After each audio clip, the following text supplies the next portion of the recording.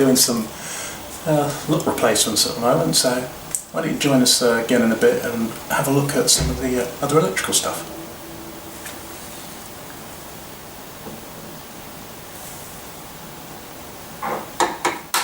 We've also got some technology here to help with home automation. So currently the house doesn't have an internet connection, but it's okay because I've got an O2 wireless mobile broadband here. This gives £1 gig a month for 12 months, which should be enough for most of the sort of home automation things. That's O2, that is. Hooked up to it at the moment, I've got my Netatmo weather station, which tells me a number of things, including current CO2 level, temperature in the room, humidity and so on. I've also got a rain sensor, which I need to install, and an outdoor sensor as well, which I'm going to need to install. But what I can do is hook my mobile broadband here up to a wireless extender, which also has Ethernet on it as well. So that means I'll be able to put other Ethernet controlled home automation packages onto this to make sure I get it all working. So first of all, we're going to do the old Philips Hue to start off with. There's the starter kit, couple of white bulbs on a screw fitting and the controller there. I also have some screw fitting to bayonet adapters here, so I can at least get them up and running in the kitchen probably. I've also got a wireless dimming kit as well, which we'll probably also put in the kitchen so I can dim the lights.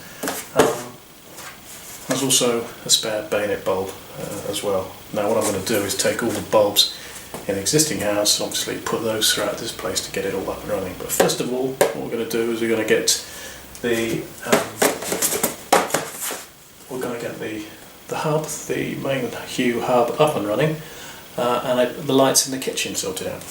A wireless extender mounted in the spare room under the stairs. Just point to it in case it's not obvious.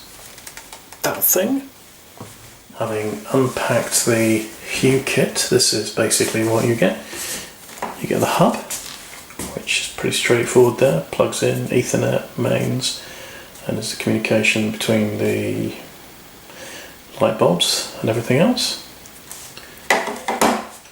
Get the light bulbs as well, of course, two of them. These are screw fitting ones, but I've got some adapters, so we can convert them to bayonet, and of course mains adapter as well. I will need the mobile phone so I can hook it all up, because you do need an internet connection to get this working. So next task is connect the hub up, set up the app, put the two bulbs in, see if it works. Well, here's a basic problem. The fitting demands a bayonet bulb like that. Thing is, I don't have many of those, and it's cheaper to get the screw fitting. So I bought a load of cheap Chinese bayonet adapter to screw adapter. The problem with it is they're actually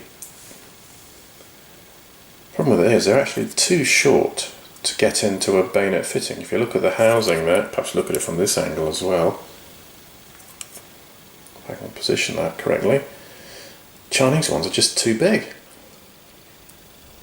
So I've got to spend a little bit more and get these ones, which are currently about £4 a pop, which nets out any cost reduction of buying the screw fitting one. But anyway, I've managed to get it sorted out and I'll be installing them now. I've not filmed it, but here's the Hue hub connected to the Wi-Fi router. Right, kitchen lights now set up using the Hue system. Also connected as well as the standard dimmer that you get with it, which is it's wall plate and it just comes off. You need to sort of move it around in terms of buttons on it. Got on, turns them all on, got off, turns them all off, turn them on, dim them.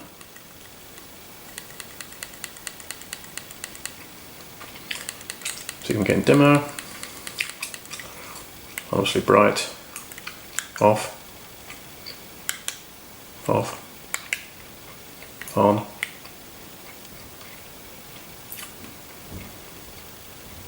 Back to full brightness. One other job I've done is to replace this awful porch light with a far more in-keeping lantern over the porch. As you can see in this particular picture, it looks a lot better than that plastic monstrosity, and more in keeping with the actual age of the house. Right, took some time, but we managed to fit a new lock on this one here, operated by a Yale type of thing here. It's a Euro-cylinder lock. When it's shut, there's a twist on the inside to lock it, and obviously that's how to unlock it.